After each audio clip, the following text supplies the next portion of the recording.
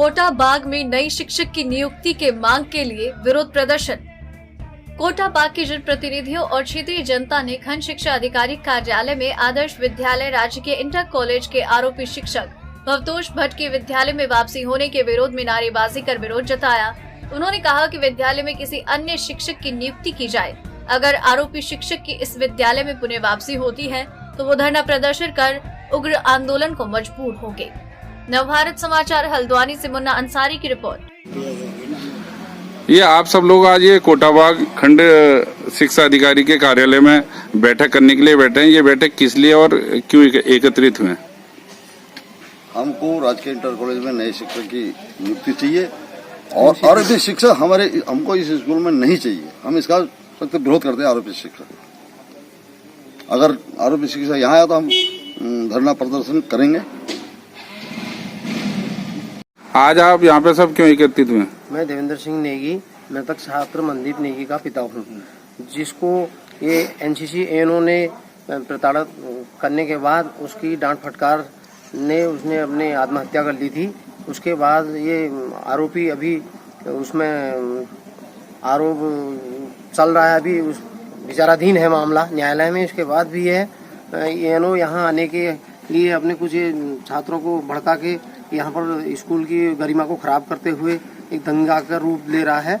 और मेरा छोटा वाला बेटा इसी स्कूल में 11वीं में है। मुझे अपने छोटे वाले बेटे की भी डर है। अगर ये भवतोष भट्ट अगर ऐसी यहाँ आए तो मेरे छोटे वाले बेटे के लिए वो है खतरा है। तो इस वजह से हम इसके विरोध कर रहे हैं। हमें अन्य एएनओ दिया जाए यहाँ, जिससे वो छात्रों के एनसीसी का सत्र आगे को चले।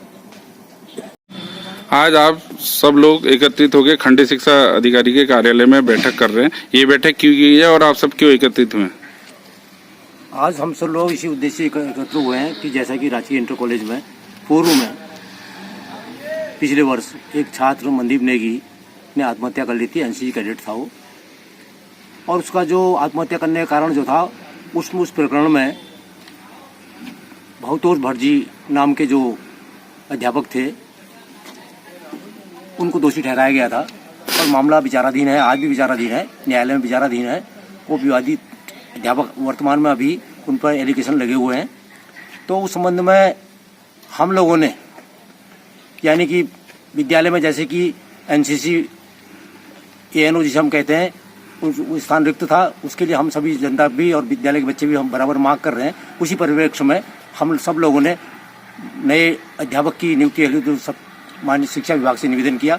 और हमारी जानकारी में जैसा है कि शिक्षा विभाग के ने उस संबंध में बच्चों का छात्रों के हित के ध्यान में रखते हुए नए शिक्षक की नियुक्ति के लिए आश्वासन सबको दिया। हम सब आश्वासन दिया, लेकिन इस बीच कुछ सुना कि मतलब जैसे जानकारी है कि कुछ अराजक तत्वों द्वारा विद्यालय में, यानी मैं कहूँ अगर कि उसी परिप्रेक्ष्य में अगर भवतोष भट्ट जो नाम के अध्यापक हैं उनके द्वारा, क्योंकि बिना किसी कारण के बच्चे छात्र जो है भवतोष भट्ट की वापसी ही क्यों मांग कर रहे हैं, तो ऐसा लगता है कि ये शिक्षक द्वारा ही कहीं न कहीं शिक्षक द्वारा ही कोशिश की जा रही होगी कि अपने वापसी के लिए। ये सर्वथा अनुचित है। अनुचित इसलिए है क्योंकि उनका दूसरा मनदीप नेगी का छोटा भाई भी उस विद्यालय में अध्ययनरत है। और जब तक टीचर आरोपी है तब तक अगर उस बच्चे का भी मानसिक उत्पीड़न होगा, क्योंकि उसके बड़े भाई ने आत्महत्या की है, तो कहीं ना कहीं उसका भी मानसिक उत्पीड़न होगा उसकी शक्ल देख के।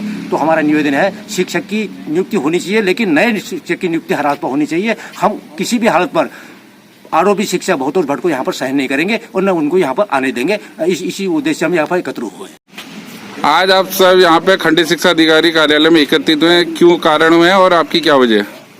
जैसा कि गत वर्ष 13 नवंबर को जीआईसी कोटाबाग के एक छात्र एनसीसी कैडेट जो हमारे गांव का था मनदीप नेगी, उसको एएनओ भवतोष भट्ट के द्वारा डांट फटकार और मोबाइल में उसको धमकी देने के बावजूद उस बच्चे ने आत्महत्या कर ली थी।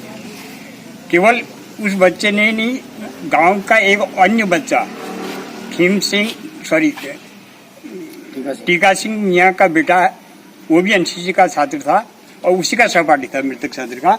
तो उसको भी मोबाइल में उसने धमकी दी कि तुम मेरा फेवर करो, अपने अभिभावक से भी कहो कि मेरे फेवर में बात करे। तो उसको भी उसने मानसिक प्रताड़ना की और वो अपसेट हो गया है और वो अभी कुछ दिन पहले वहाँ पागल खाने में भर्ती किया था, और वो जिसकी हालत नाजुक है। तो वो अन्य बच्चों के लिए भी खतरा बना हुआ है वो टीचर।